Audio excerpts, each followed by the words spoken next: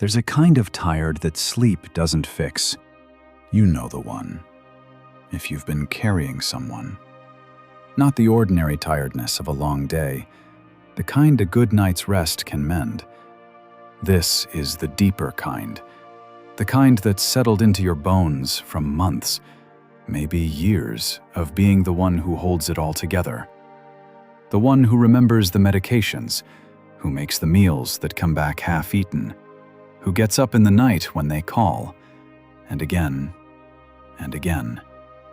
who drives to the appointments and fills out the forms, and lies awake doing the worrying for two. You love them. That was never the question. But somewhere in the long stretch of caring for someone who isn't getting better, something in you has worn down to almost nothing. And you've started to wonder how much longer you can keep pouring out of a cup that hasn't been filled in a very long time. And it changes you, this kind of caring, in ways you didn't agree to. Slowly, almost without noticing, your own life shrinks down to the size of their needs. The friends fall away because you can't get out. The hobbies stop because there's no time and no energy left over. The version of you that had her own interests, her own plans, her own quiet pleasures, she gets smaller and quieter and further away, until some days you can barely remember her. You didn't choose to disappear. You just kept showing up for someone who needed you, one day at a time. And somewhere in all those days, you slowly vanished into the role. And the strange grief of that, mourning your own self while you're still alive, is something almost no one talks about. And people don't always make it easier, do they? The ones who aren't carrying it can be quick with opinions about how you should be doing it, and slow to actually show up and help. A brother who lives far away has thoughts about the care but never comes to give any. Friends drift, because illness makes people uncomfortable and they don't know what to say. Even the person you're caring for, through no fault of their own, often cannot thank you. The illness has taken that. Or the relationship was never one where thanks came easily. So you pour out love into a place where very little comes back, day after day. And that particular kind of unreturned love is one of the most depleting things a human heart can do. And yet there is a quiet holiness in that very thing, even when no one sees it. The love you pour out that goes unthanked, unwitnessed, unreturned. God sees every drop of it. Nothing you do in those long, unremarked hours is wasted or unnoticed by Him.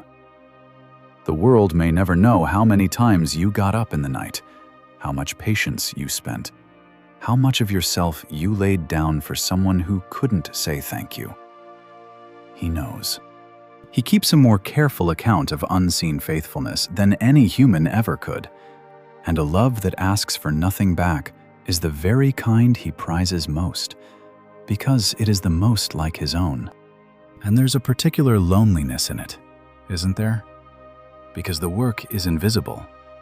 No one sees the 1,000 small things you do. They only notice if one of them slips. There's no end date, no finish line, no day circled on the calendar when the load lifts.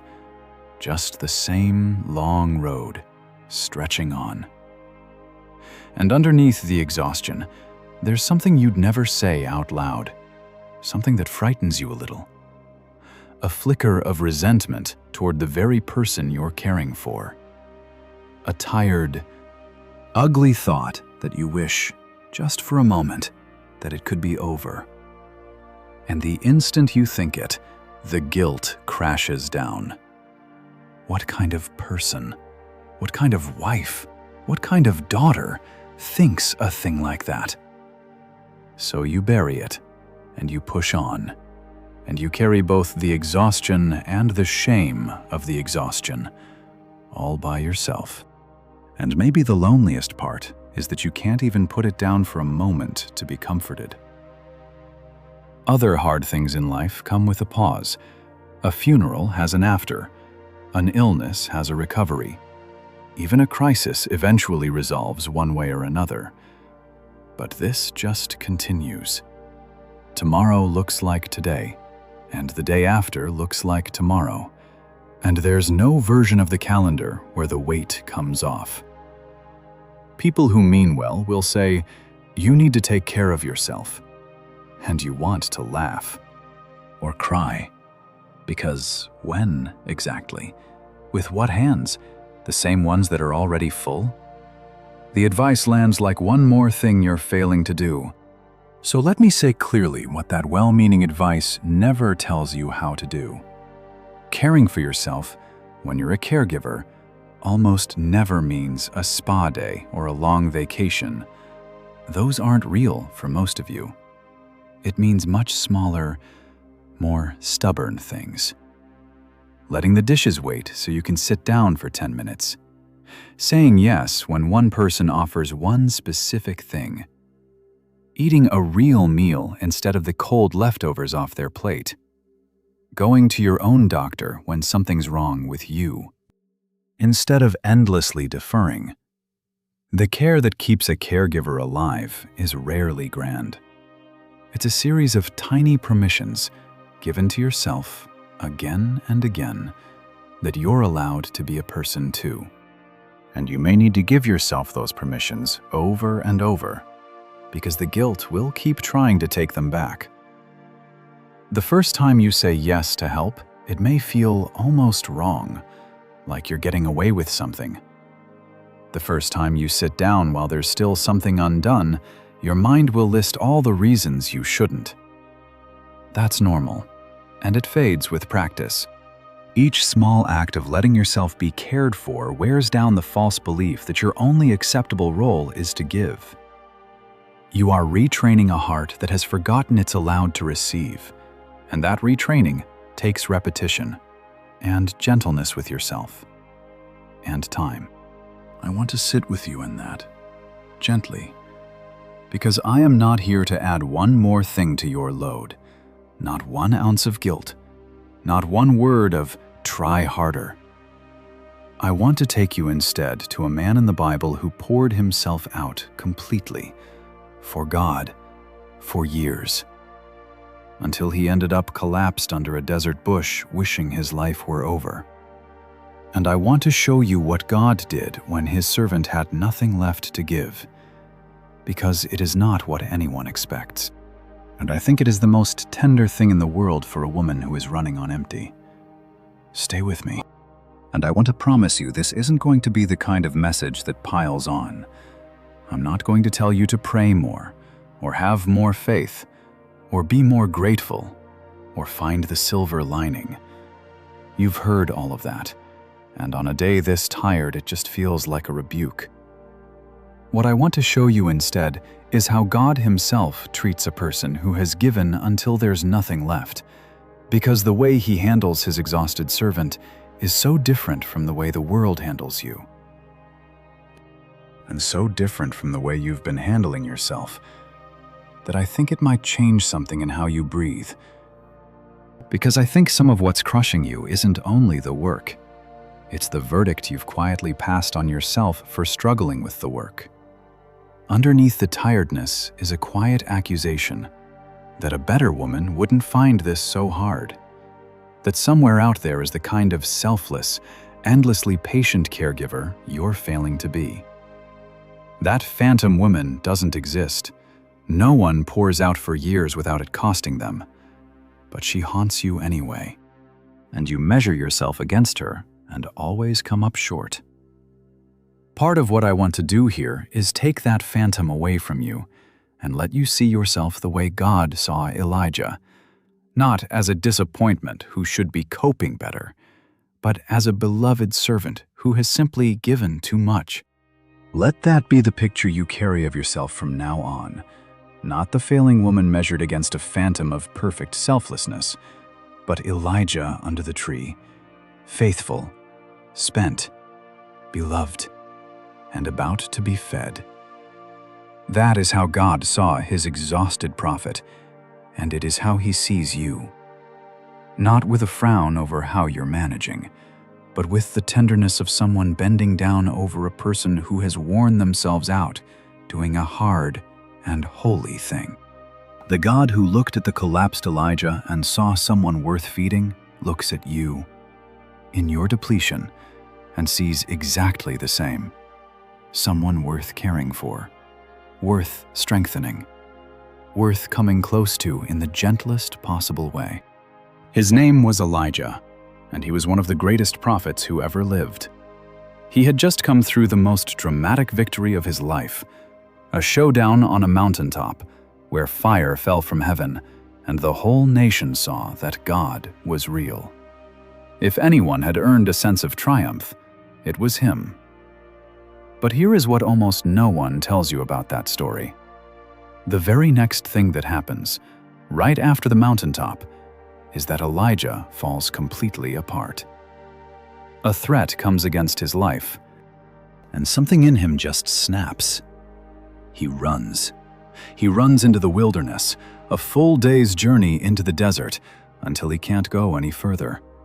And he sits down under a lone broom tree, a scrubby little desert bush, the only shade for miles, and he prays the prayer of a man who is utterly finished.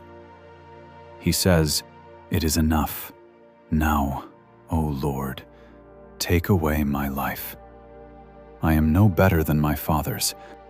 It might help to know just how real and rugged this place was, because it tells you something about how seriously God takes the body. That broom tree was no gentle shade garden. It's a scrubby desert shrub. The Hebrew calls it a rotem, and in that brutal wilderness south of Beersheba, it was very nearly the only shade a person could find. People in that land knew it as the bush you collapse under when you can go no further. Its very roots were burned for the hottest coals. The historian Josephus, retelling this story centuries later, describes Elijah fleeing alone into that desert, sinking down in despair, and being fed by God before being led on to the holy mountain. This is not a tidy parable.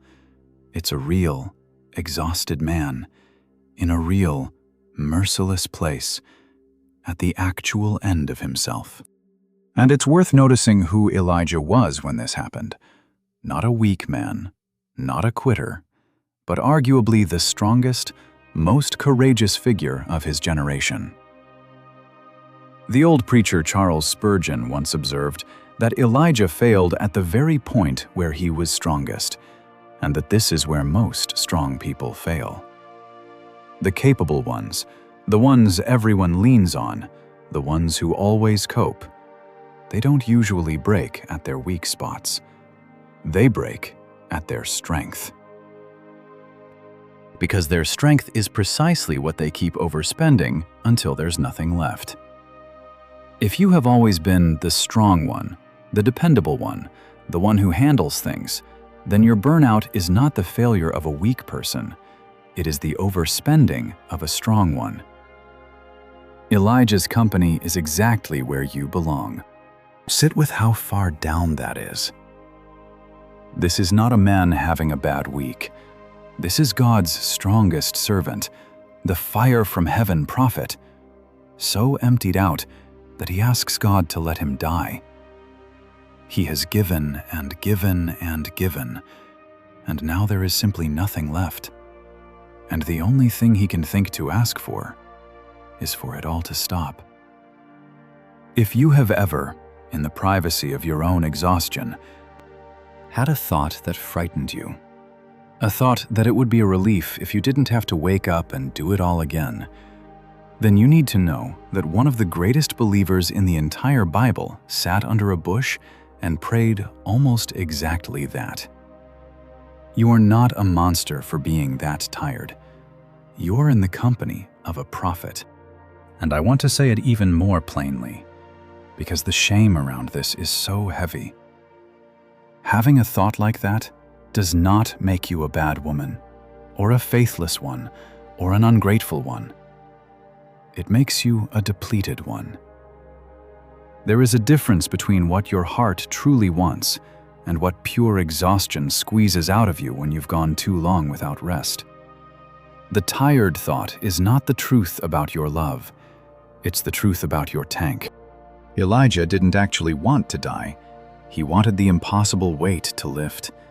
And in his exhaustion, the two got tangled together. So do they. In you. Don't judge your heart by what comes out of it on its very emptiest day.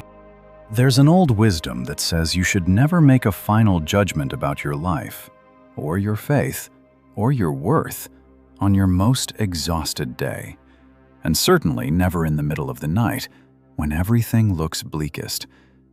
The tired mind lies. It tells you you're failing when you're faithful, alone when you're loved, finished when you're only weary. Those 3 a.m. verdicts feel like revelations, but they're really just symptoms of depletion. And they look completely different after rest and a little food, which, not coincidentally, is exactly what God gave Elijah before he let him think about anything at all. Sometimes the most spiritual response to a dark thought is not to argue with it, but to go to sleep and let God change your mind by changing your strength. This is the order of the story matters so much. God did not first fix Elijah's theology and then feed him. He fed him first, and the clearer seeing came later, after rest, after strength returned. We so often try to do it backwards, to think our way out of despair while we're still exhausted, to pray our way to peace on no sleep and no food, and then to feel like failures when it doesn't work. But some of what feels like a crisis of faith is really just a crisis of depletion. And it lifts not through more spiritual effort, but through the humble things: rest, nourishment, a hand on the shoulder, a little time. Tend the body, and the soul often follows. God knew that about Elijah. He knows it about you. Now, watch what God does, because this is the part that I think will undo you in the best way, and it's the whole reason I brought you here. When God's servant is lying in the dirt, burned out past the point of going on, begging to die, God does not rebuke him. He does not say, "Elijah, where is your faith? You just saw me send fire from heaven, and now you're falling apart?" He does not hand him a new assignment. He does not tell him to pull himself together, or count his blessings, or try harder. Do you know what God does first for his completely depleted servant? He lets him sleep. That's it. He lets the exhausted man lie down in the shade and rest. And then, while he's sleeping, an angel comes, and the angel touches him, gently, and says 4 of the kindest words in Scripture: "Arise and eat."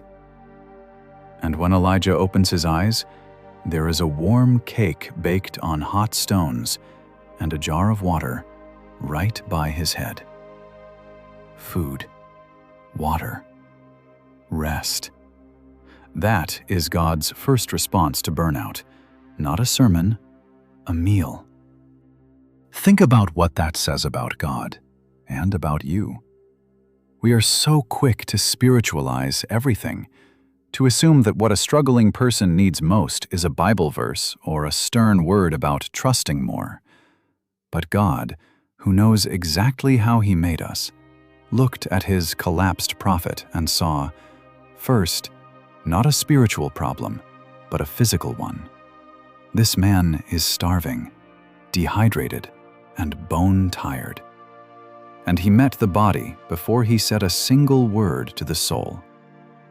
There is a deep dignity in that for you. Your exhaustion is not a character flaw to be preached at.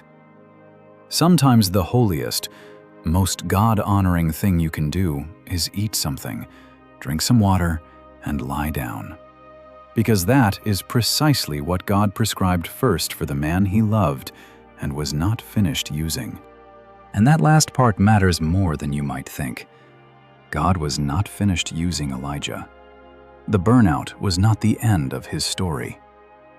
After the bread and the rest and the gentle whisper, Elijah got up and went on to do more, to anoint kings, to train the successor who would carry on his work. The collapse under the broom tree was not the final chapter. It was a turning point, a place where God refilled him for what was still ahead. So if you have feared that this exhaustion means you're used up, finished, that there's nothing left of you and nothing left ahead, that is the tiredness talking, not the truth. God has a way of meeting people at the bottom and sending them on, restored, into more life than they thought they had left. Your broom tree is not your ending. And then, and this is the detail that I cannot get over, Elijah eats and drinks and lies back down and goes to sleep again. And the angel comes a second time, touches him again, and says, "Arise and eat, because the journey is too great for you." Twice. God feeds him twice, because once was not enough for how empty he was. And listen to the reason the angel gives, because the journey is too great for you. God does not say, "You should be able to handle this." God says the opposite. He says, "This is genuinely too much for you. The load is real. It is heavier than you can carry on your own. I am not going to pretend it isn't." Do you hear how different that is from the voice in your own head? The voice in your head says you should be coping better, that a stronger woman, a more faithful woman, wouldn't be this worn down, that your exhaustion is a kind of failure. But the voice of God, to his most exhausted servant, says, "The journey is too great for you." And that's not a rebuke. It's the reason I'm feeding you. Your depletion is not God's disappointment in you. Your depletion is the very thing that moves him to care for you. And notice, he didn't take the journey away. The road to the mountain was still long. Elijah still had to walk it. God didn't magically erase the hard thing. He strengthened the person for it. That matters, because you may have been praying for God to remove your situation, and it hasn't been removed, and you've wondered if he's even listening. But there's another way he answers, and it's the way he answered Elijah, not by ending the journey, but by feeding the traveler. He may not lift the caregiving from your shoulders tomorrow, but he is in the business of putting bread by the head of the one who has to keep walking, of sending strength for a road that is still too long. Provision for the journey is its own kind of mercy, even when the journey doesn't end. And sometimes, gently, the journey does change. Not always in the way we'd script, but it changes. Seasons of caregiving do not last forever, even when they feel endless from the inside. There will come a time, in one form or another, when this particular weight is set down. I say that not to rush you toward it, and not to minimize how long and hard the road has been, but because the bottomless feeling of "this will never change" is itself part of the exhaustion's distortion. Nothing in this life stays exactly as it is. The God who feeds you for the journey is also walking you, step by step, toward its far edge, even on the days you can't see it. If this is reaching something in you, I'd love to know you're here. You don't have to explain who you're caring for or how tired you are. Just write the word "empty" in the comments and let it mean, "That's me. That's where I am." And if you'd like to keep walking through Scripture with me like this, one gentle thing at a time, I'd be so glad if you'd subscribe. Now let me show you where the rest of the story goes, because it gets even gentler. Strengthened by that food, Elijah travels a long way. all the way to the holy mountain. And there he pours out the real thing underneath it all, the loneliness. He says, I, even I only, am left. I'm the only one. Nobody else is carrying this. I am completely alone. And isn't that the lie that the long-caring tells you too? That no one else understands, that no one else could do it, that you are utterly alone in this? And then God speaks to him, but notice how, not in a great wind that tears the mountains, not in an earthquake, not in fire. After all of that passes by, God comes in what the old translation calls a still, small voice. And the Hebrew is even softer than that. It's something like the sound of a thin, fragile quiet, a gentle whisper. The God who could speak in thunder chose, for his shattered servant, to come in the gentlest hush imaginable. Because that is how God comes to the burned out, not in more noise, not in more demand, not in another loud voice telling you to do more. He comes in the quiet, in the gentleness, in the soft place where an exhausted heart can finally hear something kind. And then he gently corrects the loneliness. He tells Elijah, "You are not the only one. I have thousands you don't know about. You think you're alone in this. You are not as alone as the tiredness has convinced you that you are." Because isolation is one of exhaustion's biggest lies, when you're this tired and this stretched, your world narrows until it feels like it's only you who understands, only you who can do it right, only you holding the line. And from inside that narrow place, the loneliness feels like simple fact. But it's a distortion, the way everything looks distorted when you're running on empty. There are more people who would help than you let yourself believe. There are others walking this exact road right now, more than you know, feeling just as alone as you do. And there is a God who sees the whole thing, who has never once looked away, and who counts you among his own, even on the days you feel most forgotten. The aloneness is real as a feeling. It is not the truth of your situation. And if there is any way at all to let one other person truly in, a friend, a family member, a support group of others carrying the same kind of load, even a kind voice on the phone, please consider it, not as a luxury, but as a lifeline. Elijah's isolation was part of what nearly finished him, and one of the first things God did was to tell him he wasn't alone.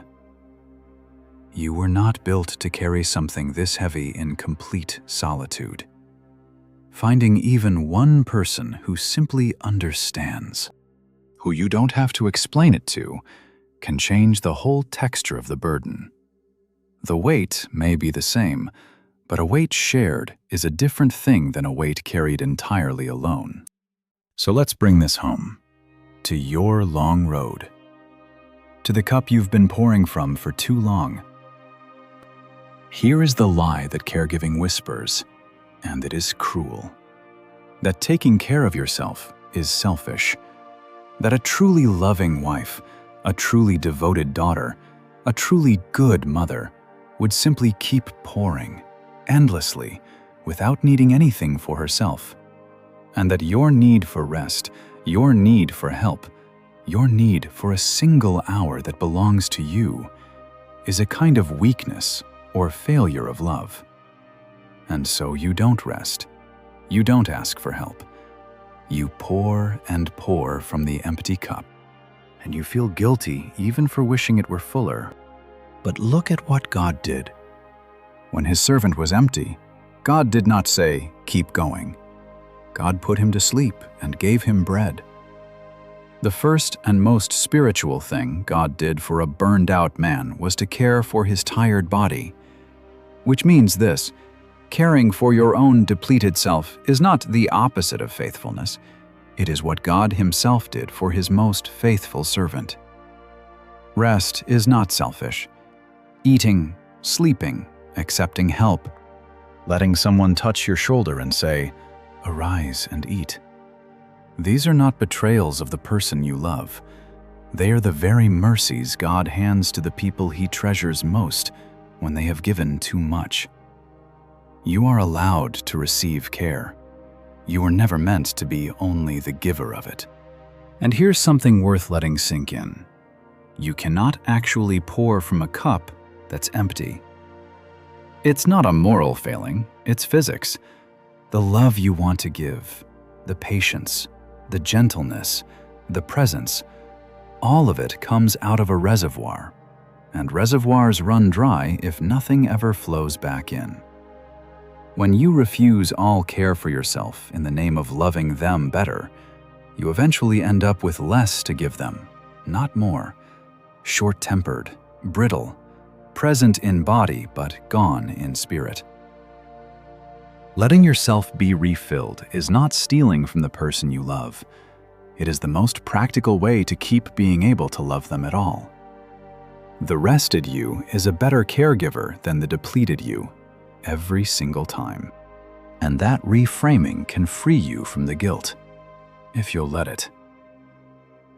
You've been treating self-care as if it competes with their care, as if every ounce you give yourself is an ounce stolen from them. But it's the opposite. The hour of rest, the accepted help, the real meal, the doctor's appointment you finally keep, these aren't taken from the person you love. They're invested back into the one resource that person most depends on.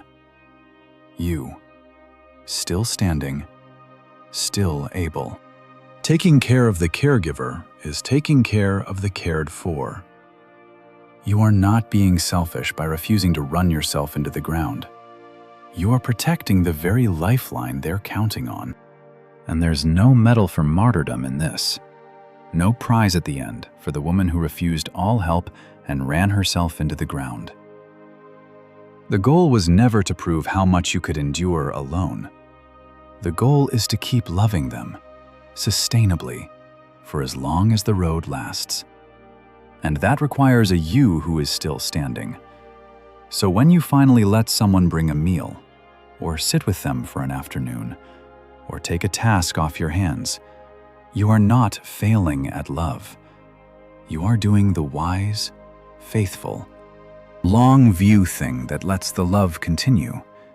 Even Elijah needed to be fed before he could go on. So do you. There is no shame in it. There is only the same tender provision God has always given the ones He sends on hard journeys. And I want to speak, very gently, to the resentment and the dark thoughts, because I know they're there, and I know they're the heaviest part of the shame. Hear me. The fact that you've had those thoughts does not mean you don't love the person. It means you're a human being who has been pouring out past the point a human being can pour. Elijah loved God with everything he had, and he still ended up under that bush wishing it were over. The dark thought was not the opposite of his devotion. It was the sound of his devotion run completely dry. And God did not recoil from him for it. God came closer. He fed him. He whispered to him. He never once shamed him for being that empty. He will not shame you either. In fact, he understands it better than anyone, because he has watched countless of his most devoted servants come to this same dry place. Moses, worn out leading a stubborn people, once told God the burden was too heavy to carry alone. Job, in his suffering, cursed the day he was born. The Bible is full of faithful people who hit the bottom and said so, out loud, to God, and not one of them was cast off for it. There's a whole language in Scripture for the prayer of the utterly spent, and God receives every word of it. So you can stop pretending, with Him, that you're holding up better than you are. He already knows. And He has only ever responded to that honesty with tenderness. So what does this look like in an ordinary day this week? Here is the small, real thing, and notice it's not a new task. You have enough of those. The invitation is the opposite of a task. It is to let yourself receive. The next time someone offers help, to sit with the person, to bring a meal, to take one thing off your plate, instead of saying, "Oh, I'm fine, I've got it," try, just once, saying yes. Let that be your arise and eat. Let someone minister to you, the way the angel ministered to Elijah. Because accepting care for yourself is not abandoning the one you love. It's the only way you'll have anything left to give them tomorrow. And when you can, find the smallest pocket of quiet, not to pray harder or do more, but simply to be in God's presence the way Elijah finally was, and let Him come to you the way He came to Elijah, not with a demand, but with a gentle hush. You don't have to perform anything in that quiet.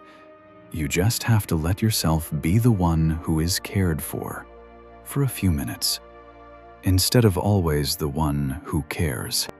So let me leave you with this, and I'll keep it as gentle as the voice He used. When God's strongest servant was burned out past the point of going on, lying in the dirt with nothing left, God's first word was not, "Try harder," it was rest. His first gift was not a lecture, it was a meal. He said the journey was too great, not to shame Elijah, but to explain why He was reaching down to carry him. And when He finally spoke, He came not in the fire, but in the gentlest whisper to the most tired man on earth. That same God sees you under your own broom tree, pouring from a cup that's run dry, carrying a journey that really is too great for you. He is not standing over you, disappointed that you're tired. He is kneeling down beside you with bread and water, saying the kindest thing He knows how to say: "Arise and eat." You have come a long way, and the journey has been too great, and you were never meant to walk it without being fed. So let yourself be fed. Let yourself rest. Let someone help, and listen in the quiet for the gentle voice that has never once asked you to be anything other than a tired, beloved person who has loved someone all the way to empty, and who is about, at last, to be filled back up. Take good care of yourself, and I'll see you next time.